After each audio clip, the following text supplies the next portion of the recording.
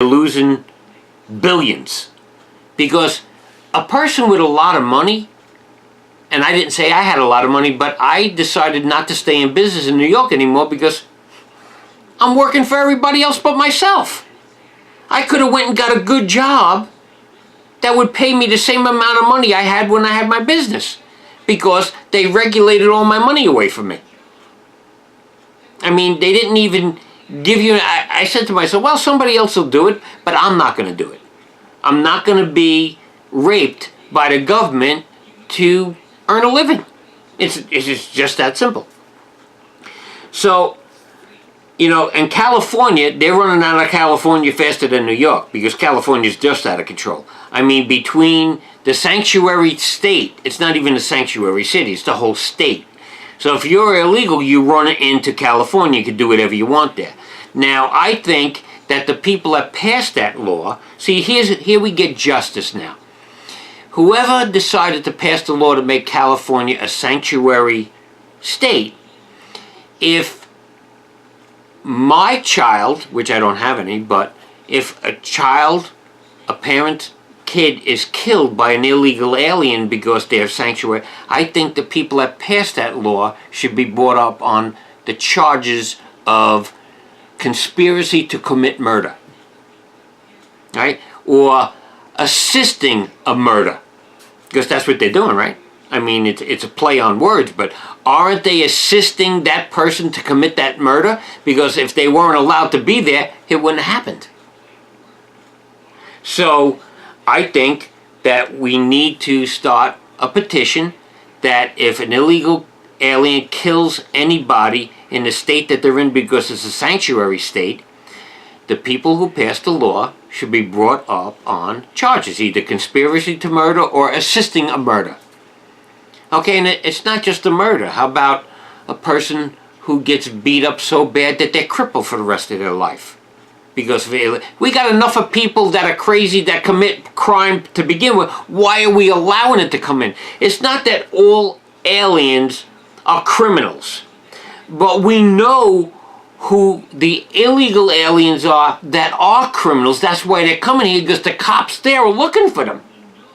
That's why the drug dealers there are coming here.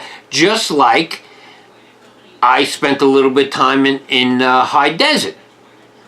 And there were a lot of gangs from LA who moved here because they got in so much trouble there that the cops were constantly after them. They made their way here.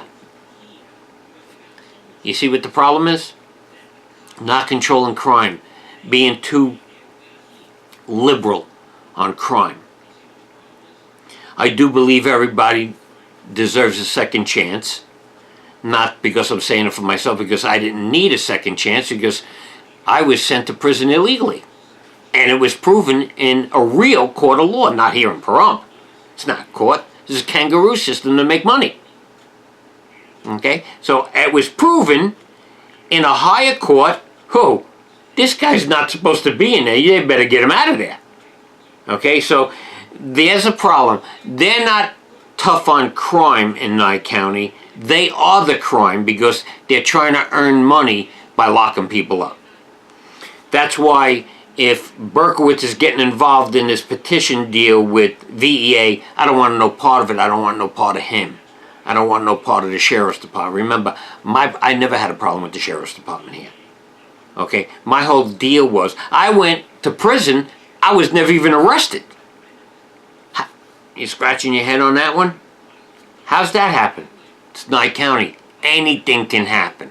If you don't belong to the right church, anything can happen. And if you belong to the right church, anything can happen in your favor, no matter how bad you are.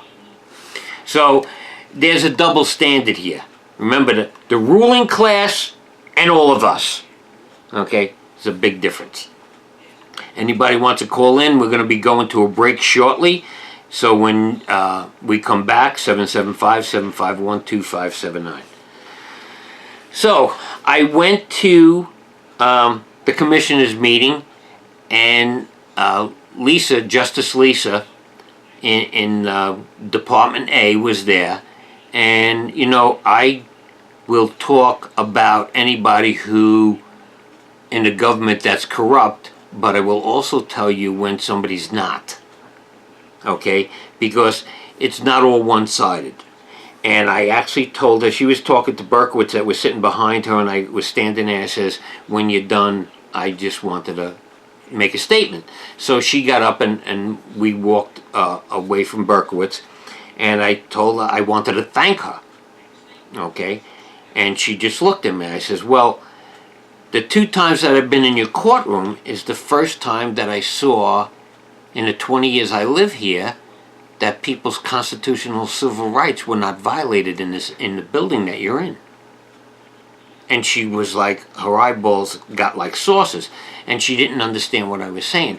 But when it clicked in, she says, well, I told everybody that I was going to do a good job, and I'm a person of my word.